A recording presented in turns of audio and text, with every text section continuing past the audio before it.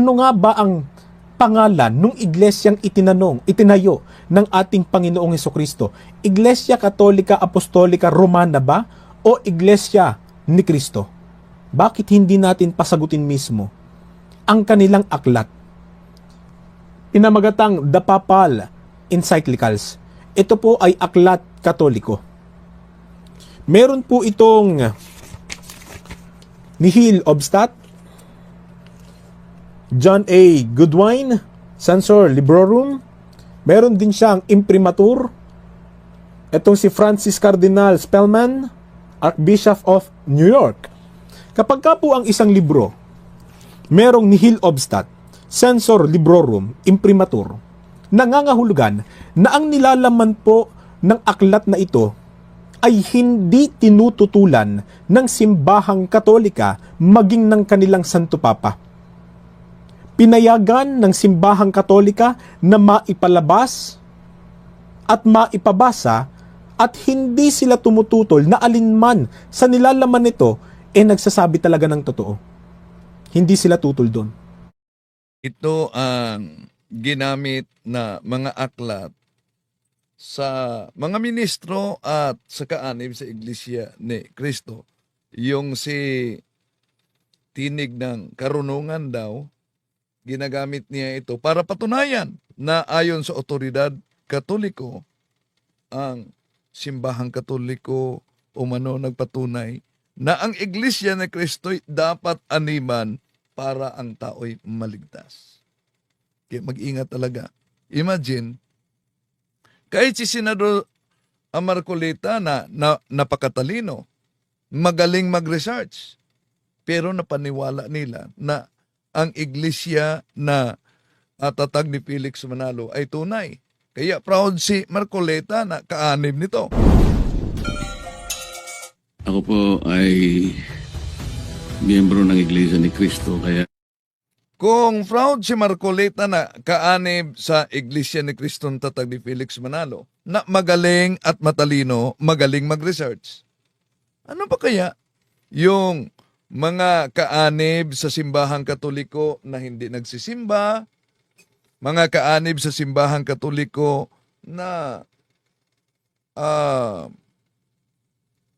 hindi nag-aaral sa pananampalatayang Katoliko? Di ba? Di kaya ka madala nitong mga nagsusulputang sikta, lalo na sa Iglesia ni Kristong Tatag ni Manalo? Tatalakayin natin ito. Kasi umalingan, pag palaging inulit-ulit ay magmukha talaga ang katotohanan para sa ating mga kapatid na kulang ang kaalaman. Ang pagkadaya ay maranasan sa iba't ibang paraan. Pero napakasakit pag madaya tayo sa pananampalataya. Dahil nanganib pati ang ating kaluluwa. Viva Cristo Rey! Pro Dio et Ecclesia! Kumusta? Welcome. Ito yung lingkod, Brad Windel. Talimong muling makasama ninyo sa pagkakataong ito. At punta muna tayo sa comment section. May nag-comment si David Alionis. Good evening po, Bro Windel. Number 1 followers po. New ako. Hello. Welcome, kapatid. Si Josefina Concepcion. Good evening, Bro Windel at lahat na kapuntos. Si Gilay Talin, watching from Spain. Si Delphine Rabago at sa lahat at mga kapatid na sumusubaybay. Di tayo naka-live sa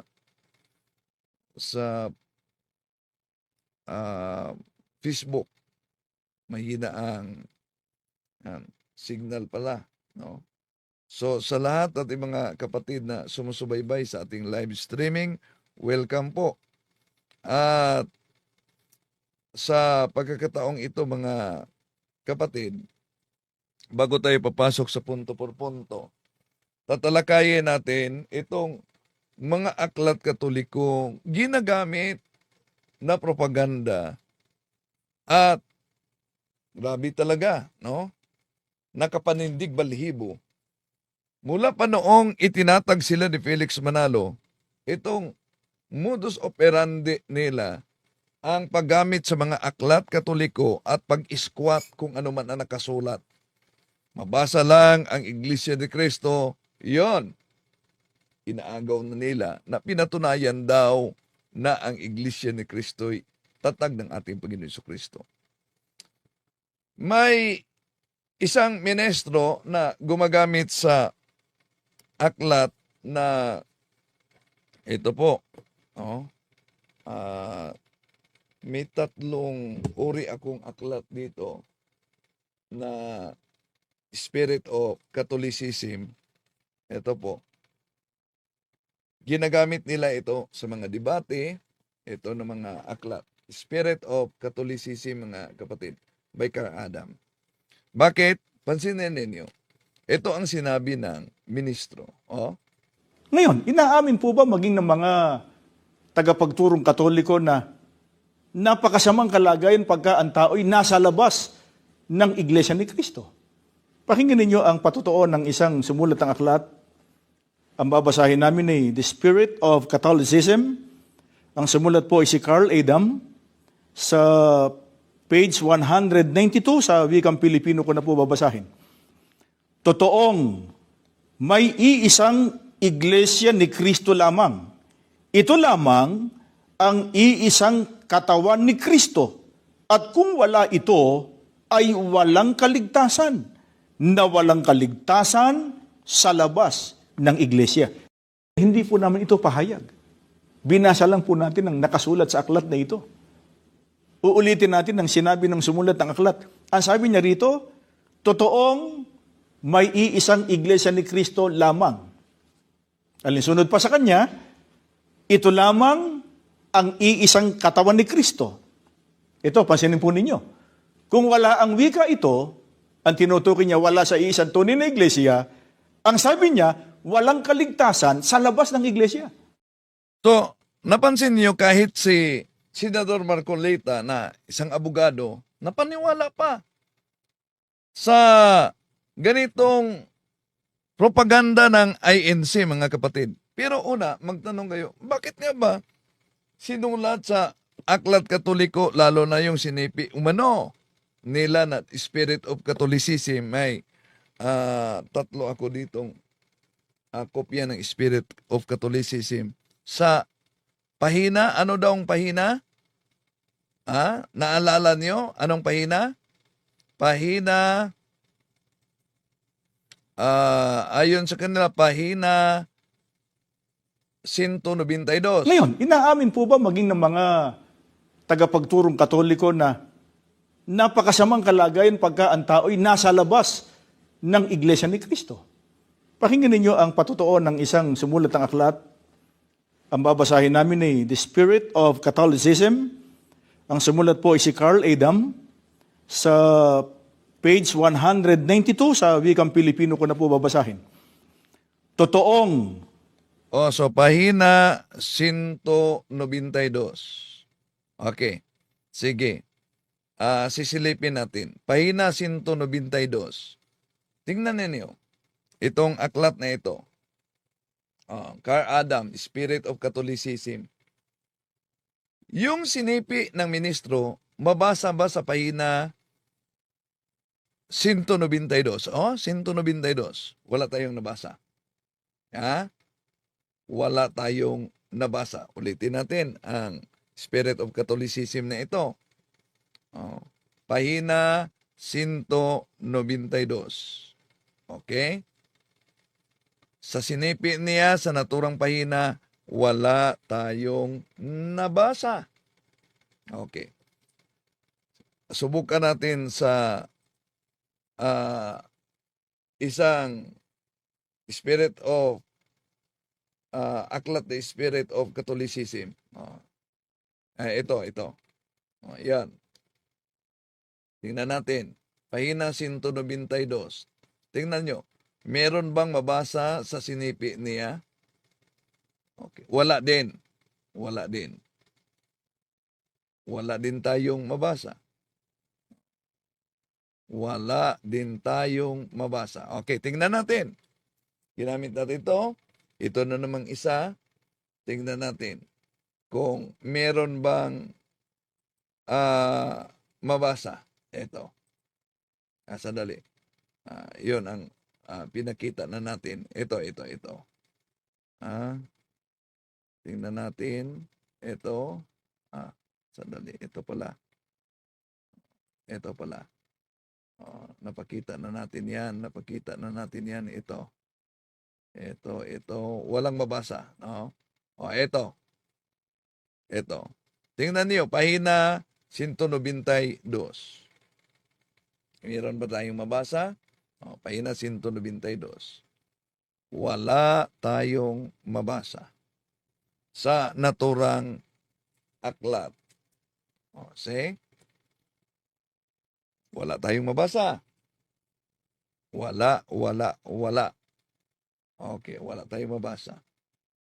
Ngayon, dahil wala tayong mabasa, una, magtaka siguro kayo, bakit ba sa mga aklat Katoliko pinatunayan na nakasulat ang Iglesia ni Kristo? Una, ang propaganda ng mga ministro, mga kapatid. Alam niyo ba?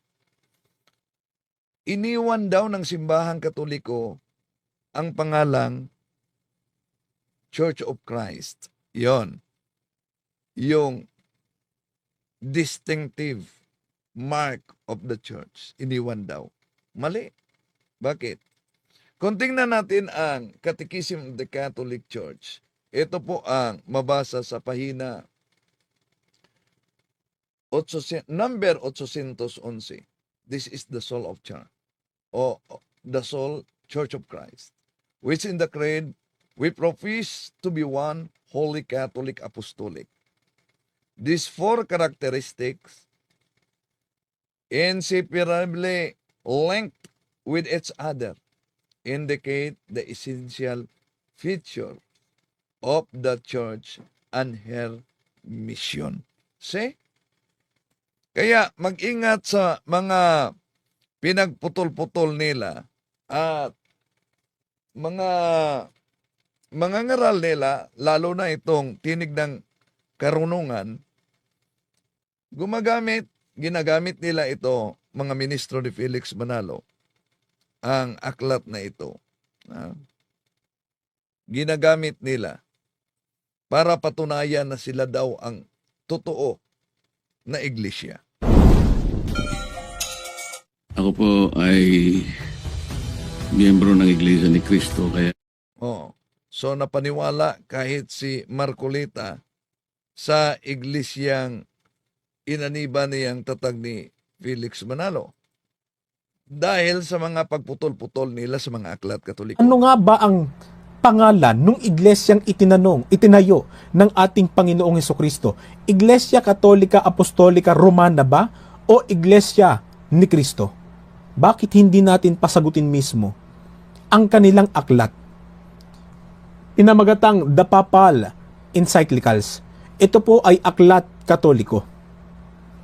Meron po itong Nihil Obstat, John A. Goodwin, Censor Librorum.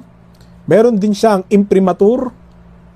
Itong si Francis Cardinal Spellman, Archbishop of New York. Kapag ka po ang isang libro, merong Nihil Obstat, Censor Librorum, imprimatur, nangangahulugan na ang nilalaman po ng aklat na ito ay hindi tinututulan ng simbahang Katolika maging ng kanilang Santo Papa. Pinayagan ng simbahang Katolika na maipalabas at maipabasa at hindi sila tumututol na alinman sa nilalaman nito nagsasabi talaga ng totoo. Hindi sila tutol doon. Talagang sumasang-ayon sila na kung ano yung nakalagay dito, pwedeng gamitin ni numan. Pwedeng paniwalaan sampalatayanan ni numan. Lalo na syempre nung nasa simbahan. Di po ba? Tungkol sa iglesyang itinayo ng ating Panginoong Hesukristo, ano kaya yung iglesia? Pangalan ng iglesia na yon na kung saan ay itinayo nga ng ating Panginoong Hesukristo. Dito po sa page 153, babasahin ko na sa inyo, ganito po ang sinasabi. That is to say, the Church of Christ Iglesia ni Cristo, which has been divinely instituted for the sake of souls and of eternal salvation. Church of Christ, Iglesia ni Cristo, ay itinatag alang-alang sa mga kaluluwa at walang hanggang kaligtasan. Yan. Mabasa lang ang Iglesia ni Cristo sa Aklat Katoliko, abay, inaangkin na. Pero sino po bang Iglesia ni Cristo ang tinutukoy dyan? Walang iba kundi ang Roman Catholic Church, spread over the whole world. So napansin ninyo ang ganon na mga atake at pinipilipit ang mga aklat Katoliko. Now, may nabasa ako na pasugo nila, napakalumang pasugo, 1977, yung debate between Ministro Jose Bibar at Attorney Mel Comeran, CFD ng Cebu, si Attorney Mel Comeran. Pinapublish nila yung aklat Katoliko na binasa nila, mga kapatid. Ito po, pinapublish sa kanilang pasugo. Ito, mabasa natin sa pasugo nila. Napansin ninyo. So, the Catholic Church does not start with Christ. Ayan. At yun din ang ginamit ng mga The Revelers. Kung napansin ninyo. Si Kristo nagtayo, kay Kristo nagsimula. At nagsimula daw sa upper room ng Jerusalem 2,000 years ago. So yun ay ayon sa aklat referensya, hindi sa Biblia. Pero ito po, babasahin ko, mga nakikinig. Aklat na pinamagatang How Did the Catholic Church Start? Ito. Yang aklat na ito na sulat ng pare, opisyal na aklat Katoliko ito sapagkat mayroong nihil obstat at mayroong imprimatur. Na-publish po ito noong 1952. Ano sinasabi ng pari sa aklat na ito tungkol sa Iglesia Katolika? Kapareho ba nung sinasabi nung referensyang binabasa ni Packbuster na si Kristo daw nagtayo ng Iglesia at nagsimula sa Jerusalem noong 2,000 years ago? Dito po sa page 35 ng aklat na ito nakasulat. Back to the beginnings. So, the Catholic Church, ulit. So, the Catholic Church does not start with Jesus Christ. Yan ang klarong-klaro. Yan. Ganon ang mga ministro at mga ngaral ng INC. At ito, tingnan niyo, nakasulat talaga. So, the Catholic Church does not start with Jesus Christ. Ano ba ang konteksto sa naturang aklat nang sinabi the Catholic Church, so the Catholic Church does not start with Jesus Christ? Malinaw mga kapatid, ang konteksto sa naturang aklat ay ito. Nagsimula na sa lumang tipan pa. He did not abolish the religion that long had been the one ordained and designed by God. Rather, He fulfilled it, perfected it, elevated it to the new dignity and power. Yun ang nakasulat sa aklat na How Did the Catholic Church? Kaya nga, ang konteksto dyan, bakit sinabing, so the Catholic Church did not start with Jesus dahil nagsimula sa lumang tipan. Pero ang tanong, ito ba'y itinatag ng ating Panginoon Jesucristo?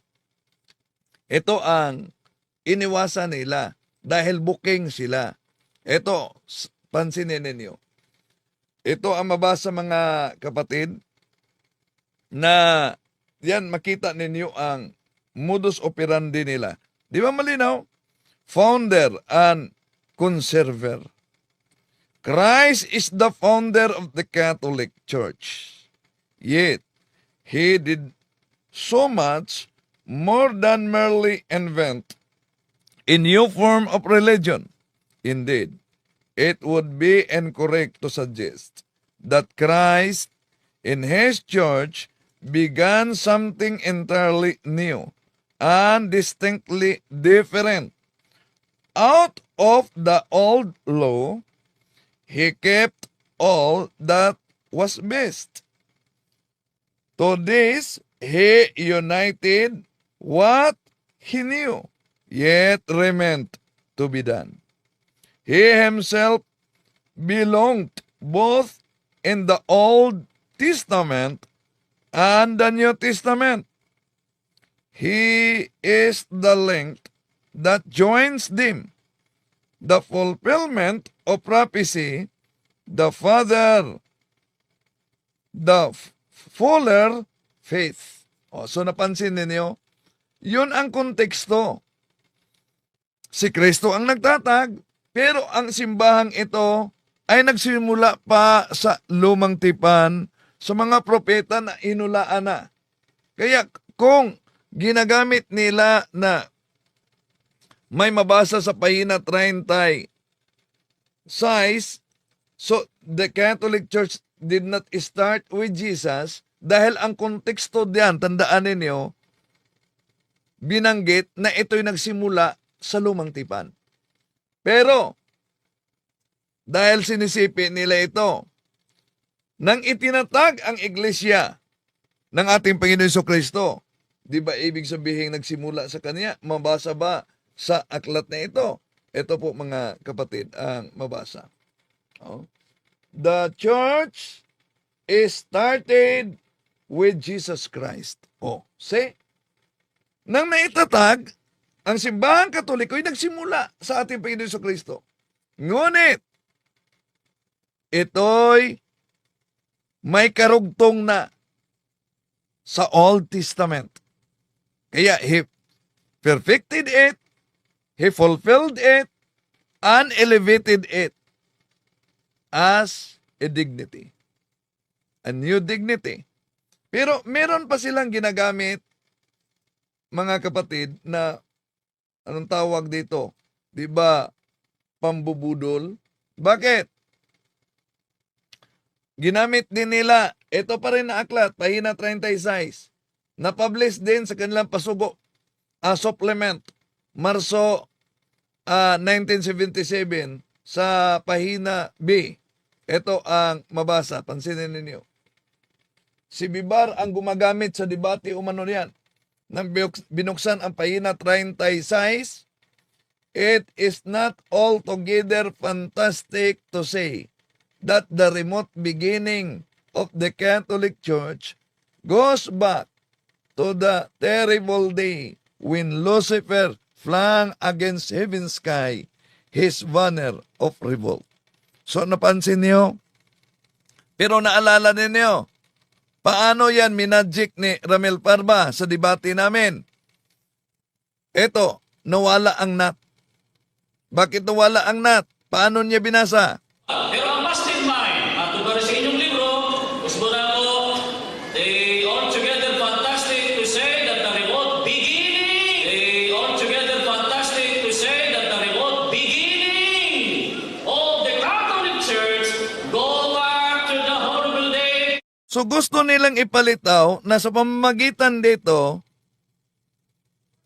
inamin ng otoridad Katoliko na ang simula ng simbahang Katoliko ay nagsimula ni Satanas. Napansin ninyo? Kaya ang pagbasa ni Parba, they all together fantastic to say. Shout out daw si Muslim Islam. They all together fantastic to say. Pero hindi yan ang mabasa. Minagic lang ni Parba. Bakit? Paano binasa? Balikan natin ang The Revealers. Way back. it is not altogether fantastic to say that the remote beginnings of the Catholic Church So, nabasa nila, it is not fantastic to say.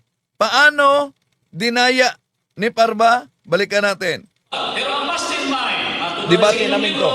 gusto na ko, they altogether fantastic to say that the remote beginning, they altogether fantastic to say that the remote beginning of the Catholic Church go back to the horrible day. Bakit iniwasan ni Parba ang it is not altogether tulad sa pagbasa ng The Revealers? si Kristo nagtayo, kay Kristo nagsimula.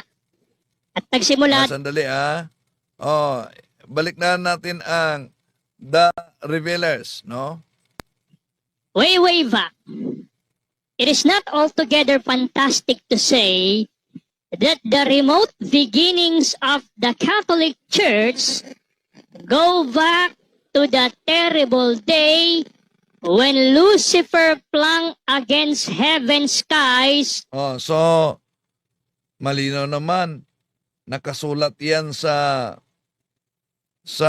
English kasi si Parba di all together daw. Pero ang nakasulat, it is not all together. Ano po ba ang Tagalog? Hindi gaanong kapanipaniwala sabihin ang malayo ng pinagsimulan ng simbahang Katoliko. Oh, yun ang nakasulat. Pero gusto nilang ipalitaw na inaamin ng simbahang Katoliko na nagsimula kay Satanas. Kaya minadjik. Oh, so, mag-ingat talaga sa ganyan na mga propaganda, mga kapatid, no? Mag-ingat talaga. Dahil daming mga pabudol-budol. Oh. Sandali. Confused Arctic birds. Bulok na bulok ang moral ng mga miyembro niyo. Iglesia ni Manalo ka ba kaanib? Alam ko kung Iglesia ni Manalo ka kaanib, ang binasa nila dyan na aklat, minadjik na naman nila. Ito, na aklat, pananampalataya ng ating mga ninuno ni James Cardinal Gibbons, sa pahina 30, nalulungkot kaming ipagtapat na ang kabulukan sa moral ay malimit na nasusumpungan sa sinapupunan nitong mga nagsasabing sila'y Katoliko. Di natin maipipikit ang ating mga mata sa harap ng katotohanan na marami sa kanila ang di nabubuhay ayon sa ipinag-uutos ng kanilang iglesia, kundi bagkus nagiging kalungkot-lungkot na iskandalo. Dapat nang iskandalo'y dumating, ngunit sa abay nila'y nagiging daan ng mga ito. Tinatanggap ko rin naman ang mga kasalanan ng mga Katoliko'y lalong karimarimarim sa mata ng Diyos kaysa mga kasalanan ng mga nahihiwalay nila mga kapatid, sapagkat maraming grasya ang sinasayang nila. Mga ministro, ginagamit itong aklat na ito. Pero, iwan ko ba kung sadya nilang di naunawaan o pinipilipit lang. Napakalinaw na kasulat. Nalulungkot kaming ipagtapat na ang kabulukan sa moral ay malimit na nasusumpungan sa sinapupunan nitong mga nagsasabing sila'y Katoliko. Di natin maipipikit ang ating mga mata sa harap ng katotohanan. Marami sa kanila ang di nabubuhay ayon sa ipinag-uutos ng kanilang iglesia. Bakit nagiging bulok ang moral? Dahil hindi nabubuhay ayon sa ipinag-uutos ng iglesia. Yun ang resulta. Pero ituloy, yung iniwasan. Anong iniwasan diyan sa mga ministro? Ang pagkabanal ay isa ring tanda ng tunay na iglesia. Sapagkat sa ating pananampalataya, sinasampalataya natin ang ganito, sumasampalataya ako sa Santa Iglesia Katolika. Yan. Ganon. Oh. So, balikan natin yung pambubudol nila sa mga aklat Katoliko. Basta lang makagamit ng aklat Katoliko, mga kapatid. Imagine, ano yung aklat na ginagamit nila para palitawin na sila daw ay pinatunayan ng aklat Katoliko na sila daw ay tunay. Ito. Grabe, no? Kahit mga aklat Katoliko, chap-chap nila, mga kapatid. Ito. Mga kaibigan, alam kaya maging ng mga otoridad Katoliko na merong iglesyang dapat aniban ng tao. Ito ang tunay na iglesia na dapat aniban ng tao sapagkat pagka ito ay nakilala pero hindi inaniban, hindi maliligtas mo ang tao. Ang babasahin namin ni isang aklat pa rin ng Iglesia Katolika, ang pamagat nito ay Father Smith Instructs Jackson. Ang sumulat po nito ay si John Francis Knoll. Sa pahina 35 hanggang 36, ganito ang pinatutunayan ng nasabing sumulat ng aklat. Ang Iglesia ni Cristo ngayon, sa kalagayan, sa kapangyarihan, sa aral, ay dapat maging katulad ng kanyang dating kalagayan nung ito'y maglingkod sa mga tao sa pamamagitan ng 12 apostol. Sa iglesyang ito, ang lahat ay obligadong mapabilang upang maligtas. Yaong mga tao na sa pamamagitan ng kanilang malubhang pagkakamali ay hindi alam ang tunay na iglesia o kahit ito'y alam ngunit tumangging umanib ay hindi maliligtas. Mga kaibigan, pansinin po ninyo, sabi ng sumulat ng aklat, ang Iglesia ni Cristo ngayon, sa kalagayan, sa kapangyarihan, sa aral, ay dapat maging katulad ng kanyang dating kalagayan nung ito'y maglingkod sa mga tao sa pamamagitan ng 12 apostol. Yan. Pambubudol na naman. Sandali muna, ha? Mga kaibigan, alam kaya maging ng mga Bakit otoridad pambubudol Katoliko na na naman? merong Ang paggamit sa aklat na ito, mga kapatid. Bakit? Una, kung tingnan natin, ginamit nila Father Smith Instructs Jackson. Ito kasi ang nakasulat. Pinag-chap-chap ng mga ministro. Kaya mag-ingat talaga kayo, mga kapatid. Sandali, ito pala. Ito. The Church of Christ must be in nature, in service, in teaching, what it was when it served men through the 12 apostles. It is to this church that all are obliged to belong in order to be saved. Those people who, though doubtful, deliberately refuse to seek out the true church, or knowing it, refuse to join it, cannot be saved. Vatican Council, the Church number 14, said the Catholic Church is the ordinary means of salvation. The Sacred Synod turns its attention first to the Catholic faithful. So, ano daw ang pinagchap-chap sa mga ministro dito? For Christ made present to us in His body, which is the church, is the one mediator and the only way of salvation. However, therefore, knowing that the Catholic Church was made necessary by God through Jesus Christ, would refuse to join it or remain in it, would not be saved. Napansin ninyo? Yun ang aklat na ginamit nila. Ginamit nila, mga kapatid. At daming mga inosenting nadala. Imagine, mga inosente talaga nadala. No? Hindi lang yan. Ano pa na aklat ang ginagamit nila, mga kapatid? Alam niyo ba kung anong aklat yan? Ito pa. Kapatid na Bobby, ang sangguniin natin mismo at kunin nating testigo yung opisyal na aklat ng Simbahang Katoliko sulat ng isang pare, ang pangalan po ay si Francis B. Caselli, isang paring Iswita. Totoo ba na walang proper name, walang pangalan, yung iglesyang itinayo ni Kristo? Meron, kapatid na Michael. Ito ang ating mababasa sa wikang Pilipino na po. Si Hesus Kristo ba ay nagtatag ng iglesia? Oo, mula sa lahat ng kasaysayan, kapwa panlupa at hindi pangkabanalan. Gayon din, mula sa Biblia, na kilalang isang makataong kasulatan.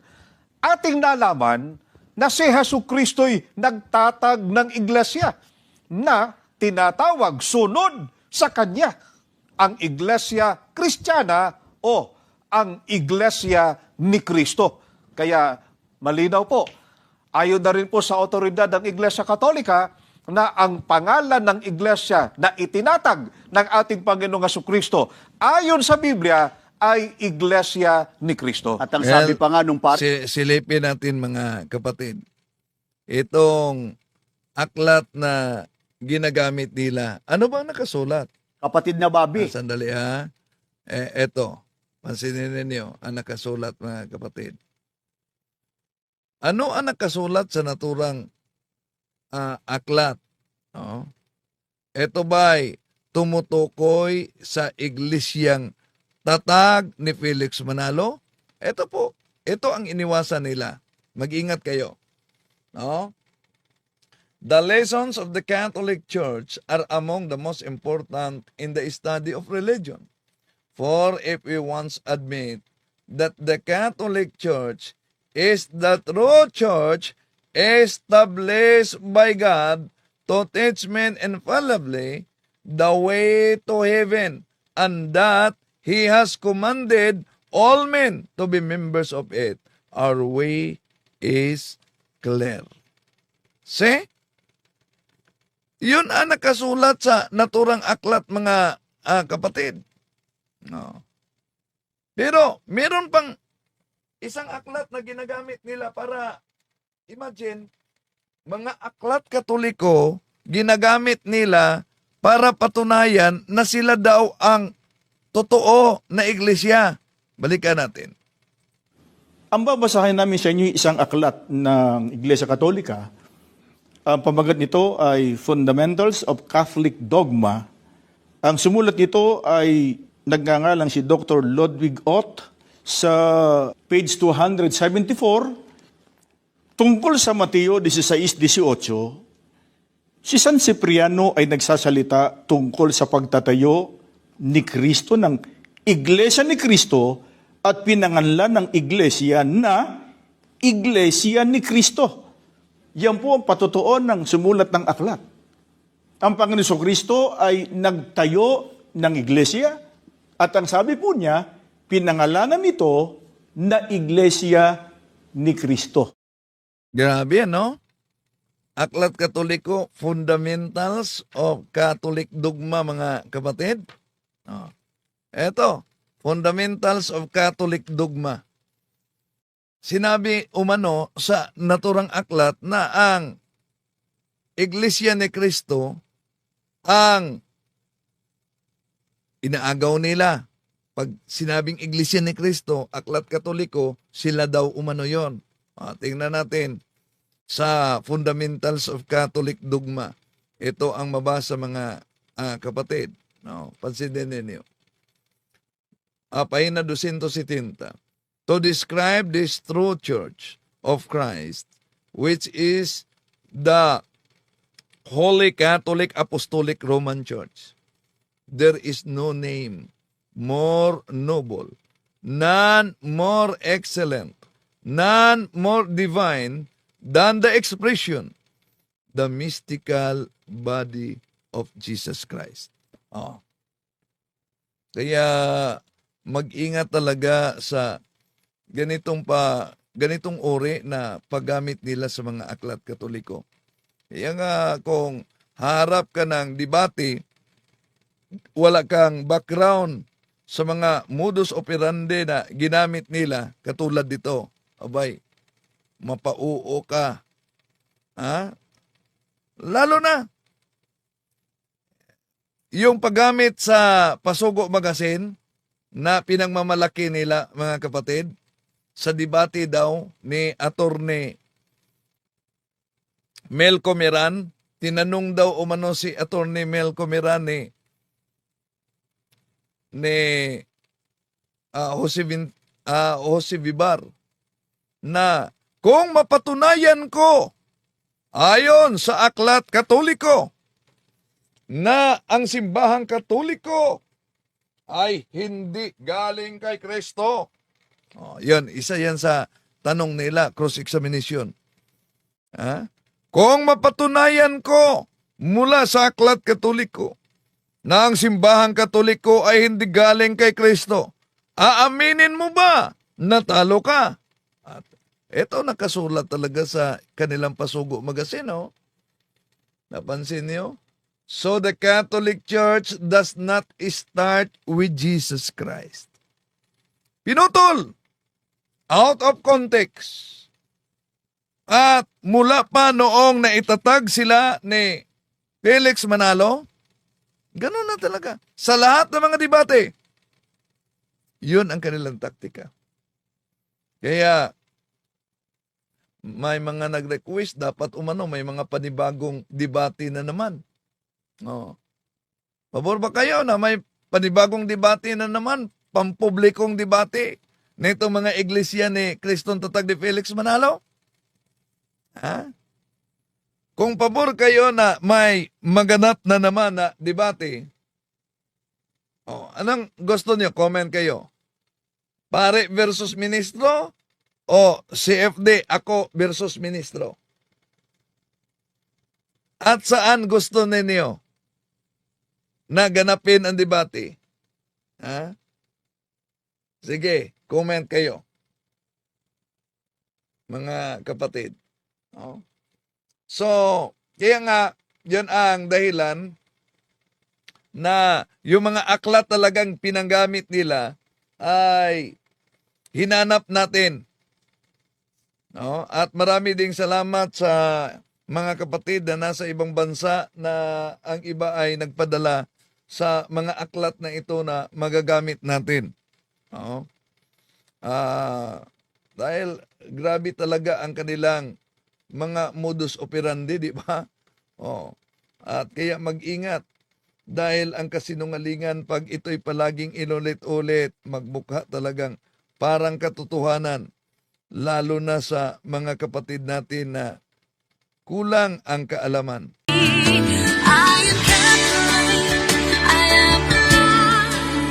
I am